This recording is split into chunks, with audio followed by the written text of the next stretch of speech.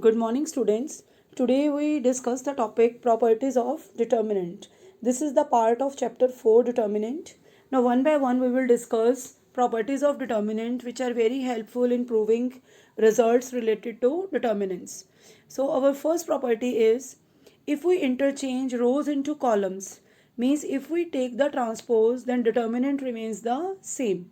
In the given example, we have solved 2 cross 2 order determinant and then we solve the determinant of its transpose and the value remains the same. So if we want to take the transpose in any question, then determinant remains the same. Our second property is if we interchange any two rows or any two columns, then sign of the determinant changes. For example, suppose in a problem we want to interchange first and second row, then to balance this we need to multiply by a negative sign. Now, for example, suppose we have a determinant of a 2 cross 2 order matrix and answer is -7, and in delta 1 we interchange first and second row, means our second row becomes the first row and first row becomes the second row. So in this case if we calculate the determinant, then the answer is 7. So means earlier the answer is -7, now the answer is 7, that is determinant is multiplied by negative sign. So if in any question we want to interchange any two columns, again the determinant will be multiplied by negative sign. Our third property is if any two rows or any two columns in a determinant they are identical, then value of the determinant is 0. Identical means that any two rows or any two columns they are exactly same. In the given example, first row and the second row they are exactly same. So in this case if we calculate the determinant by expanding along first column, then value of the determinant is 0.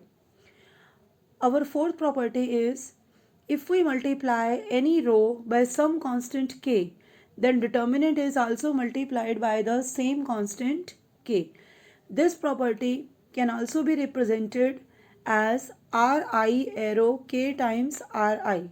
For example, if we want to multiply first row by 2, so it can be written as R1 arrow 2 times R1. So instead of writing the complete statement, we can represent these operations in a symbolic form. Now for example, in a 2 cross 2 matrix, if we calculate the determinant, our answer is -17, and if we apply the operation R1 arrow 2 R1, means we multiply the first row by 2 and the second row remains the same, and again if we calculate the determinant, then answer is also multiplied by 2. So this is very important property in our determinants, means if we want to take some factor common from any row, then we can easily take it as common. And in matrices, if we want to take something common, then it has to be taken common from each and every element of the matrix. But in determinant, we can take any constant common from any row or any column. Our next property is if corresponding elements of any two rows are proportional, then value of the determinant is 0. Same property will also be applicable for the columns also. If any two columns are proportional, then the value of the determinant is 0. Now for example, in the given determinant, our first row is 1, 2, 3 and second row has the elements 2, 4, 6. So we can easily observe that our second row is twice the first row. So if we take 2 common from the second row, then R1 and R2 they are exactly same and the value of the determinant is 0 with the help of previous property. So if in a determinant any two columns are proportional or any two rows are proportional, then we can write the determinant equal to 0. So we can write the answer 0 directly without doing any calculation, and you can easily verify this result by expanding along any row or any column. There is a similar property if all the elements of a row or all the elements of the column they are completely 0, then determinant is also 0. For example, if first row is completely 0, so without any calculation we can directly write the answer equal to 0. Our next property is property number 6, which is also very important property and which is applicable in rare questions. That property is, if each element of a row or the column in a determinant can be expressed as sum of two or more terms, then the given determinant can also be expressed as sum of two or more determinants. Means if any row in a determinant, first we discuss this property with the help of row. Suppose in any row of a determinant can be expressed as sum of two terms, then determinant can also be expressed as sum of two determinants. So in the given example, our second row is a plus 2x, b plus 2y and c plus 2z. Now this determinant can be written as sum of two determinant, where in first determinant we take the first elements of second row, that is a, b and c, plus in the second determinant we take the elements from the second row which are at the second position, that is 2x, 2y and 2z. Now one by one we will calculate these determinants. In the first determinant, our first row and second row is exactly same, so determinant will be 0. In the second determinant, we can easily take 2 common from the second row.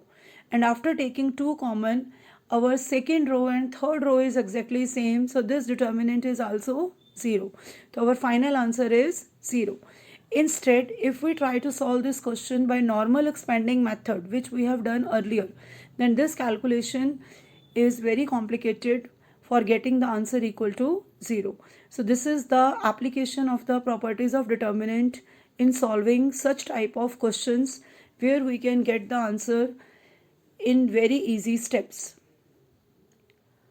Our seventh property is determinant of the product of two matrices, square matrices of same order is equal to product of their individual determinants. Means if there are two matrices A and B which are square matrices and whose orders are also same, then if we multiply the two matrices A and B and then take the determinant, that is same as if we first take the determinant and then multiply. So this is also important property in solving many objective questions. Our next property is, if to each element of a row of a determinant equi-multiples of corresponding elements of other rows are added, then value of the determinant remains the same. Equi-multiple means if we multiply any row by some constant and we add that row to any other row, then determinant remains the same. So we can verify this property with the help of given example. Now suppose we have a determinant of a 3 cross 3 order matrix, and suppose we are applying the operation. Suppose first we calculate the determinant by normal expanding along third row, then we calculate the answer equal to 21. Now suppose we apply the operation as we multiply second row by 2 and subtract from the first row, means R1 is that row in which the operation is to be applied, arrow R1 minus 2R2. That means multiply second row by 2 and subtract in R1. So this can be written as, our first row will change, that is 1 minus 2 times second row. The first element will be 1 minus 6, then minus 1 minus 8, then 2 minus 2. So in this case, when we calculate this result and solve the determinant, then answer will be same. So this is very important property in solving many questions where we want to multiply any row by some constant and we can add or subtract to any other row. Same property we can also apply in the columns also. After understanding the properties of determinants, now you can easily apply these properties in solving the questions related to determinant where you have to prove some result. These properties will reduce your calculations and you can easily get the answer in limited steps. In our next video, I will explain some examples, and NCERT exercise 4.2 is also based on the same concept.